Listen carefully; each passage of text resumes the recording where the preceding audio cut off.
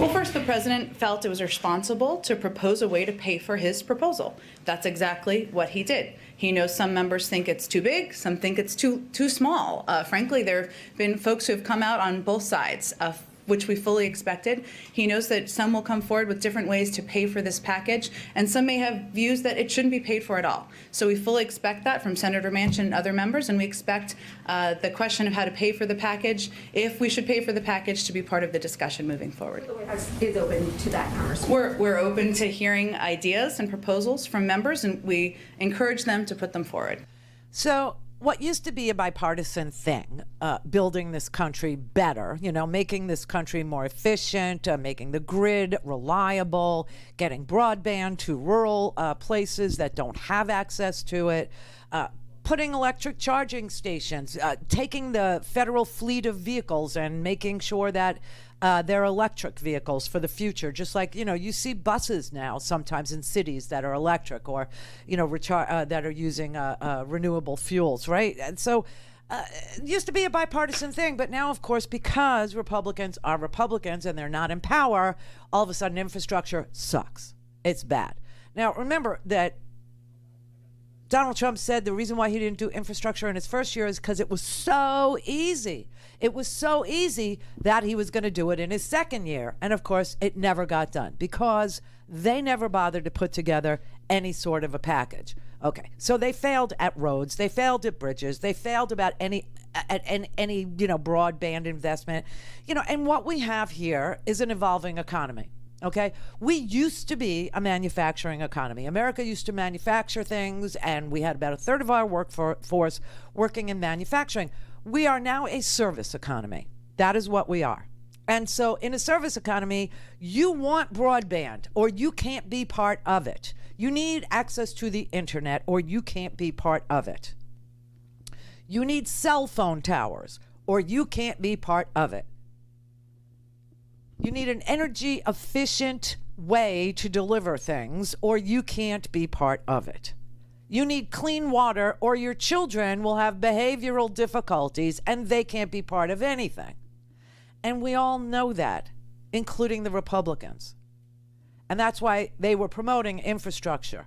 Infrastructure week, it's going to be infrastructure. We deserve the best. Look at our airports, they're disgusting. This is what they said. This is what they said. And guess what? 80% of Americans agree with it. 80%. What there isn't agreement on is how to pay for it or even whether to pay for it. Now, Republicans don't want to pay for it. Seriously, they don't.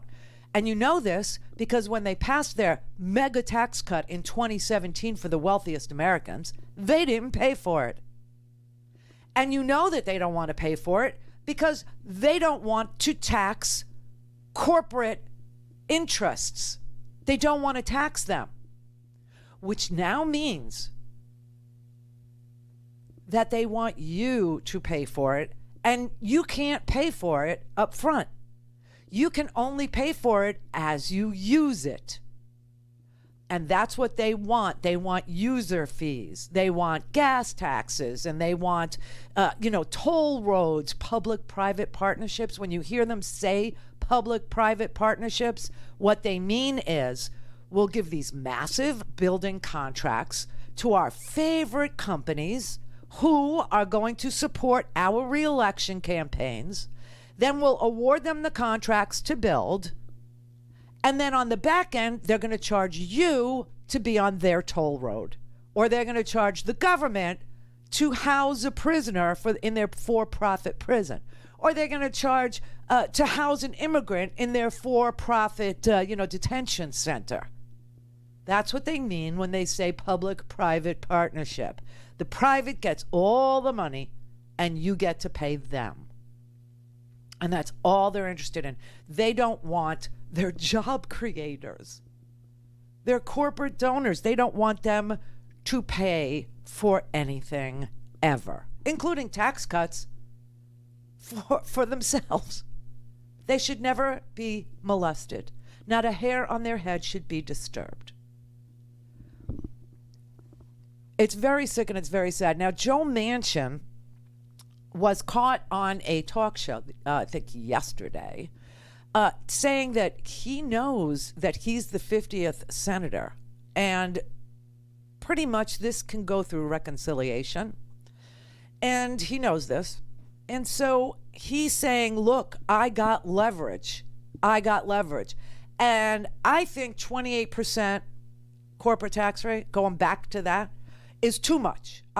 He's for a 25% corporate tax rate. Now, he used to be for a 28% corporate tax rate. You know, when it was 35%, he liked 28. Now he wants 25, and he's going to be a contrarian because that's what Joe Manchin is.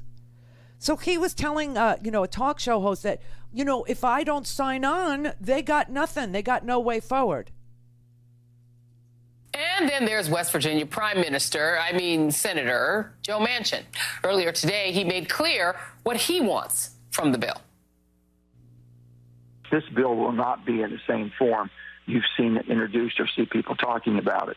And if I don't vote to get on it, it's not going anywhere. So we're going to have some leverage here. And it's more than just me, Hoppy. There's 6 or 7 other Democrats that feel very strongly about this. And while he wants Republican buy-in, he warned that Republicans can't just oppose everything. Meanwhile, economists at Georgetown University have estimated that a $1.5 trillion infrastructure investment could create roughly 15 million jobs and could put the United States on par with countries around the globe that shuttle their citizens from town to town on high-speed trains, the Autobahn, and wide bike lanes. No, it's not for America. And Joe Manchin isn't interested in creating 15 million jobs for West Virginians or anybody in this country. No, he's interested in being a contrarian. So guess what Biden did? Guess what he did, everybody? Guess. You remember how peeved Joe Manchin was when Kamala Harris went on local West Virginia television? Remember? Why would that just peeve him? Why would that piss him off? Because West Virginia is his bubble, and no one should get inside his bubble. No one gets access to West Virginians. No one gets to talk to West Virginians unless they're Joe Manchin. Well, Joe Biden just invested a whole lot of cash into a massive ad campaign promoting the benefits of this infrastructure package. And he tailored it to each and every difficult place where either Republicans will gum up the works or, in this case, Joe Manchin will. So what we have now is an entire ad campaign called America Strong that deals with infrastructure, and the ad, backed by lots and lots of money, is going to run in West Virginia. Because Joe Manchin has got to understand that West Virginians would love these jobs. They're great paying.